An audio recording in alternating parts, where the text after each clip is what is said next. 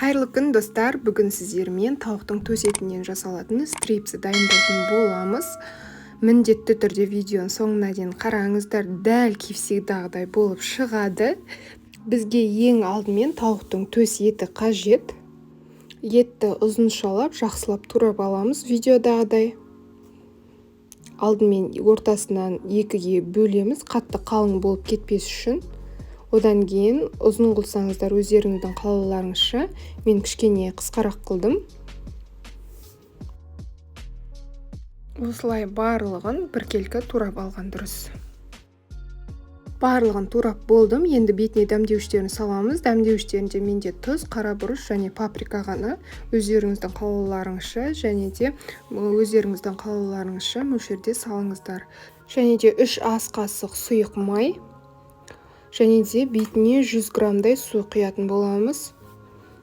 Су міндетті түрде құю керек, себебі куриный стрипсилардың арасына да барлық ингредиенттер сіңуі тиіс, сол себепті құятын боламыз.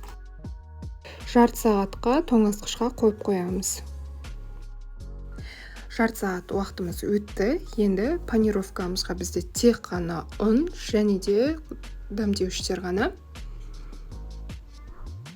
Сорғытып алып, бірденен осы ұнға орнатамыз. Мен бұл жерде дәмдеуіштерді ұмытып кетіппін.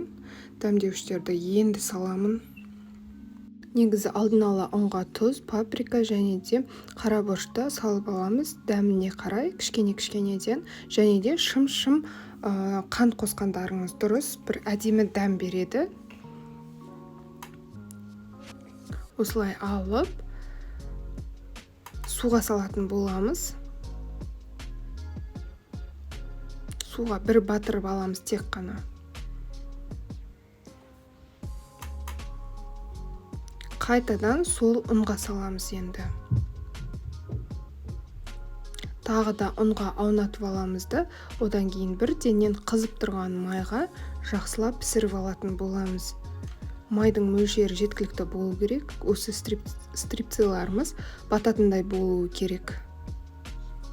Екінші рет ұннан алғаннан кейін бірденен осылай қызып тұрған майға саламыз. Өте жақсы қызып тұруы тиіс. Егер де майларыңыз қызбаса, тауық еттері бойына сіңіріп алады да майды. Майдың қатты дәмі шығатын болады. Онша емес болып қалады. Сондықтан жақсы қызып тұруы керек. Және де қып-қызыл болып піскен кезінде ала бересіздер.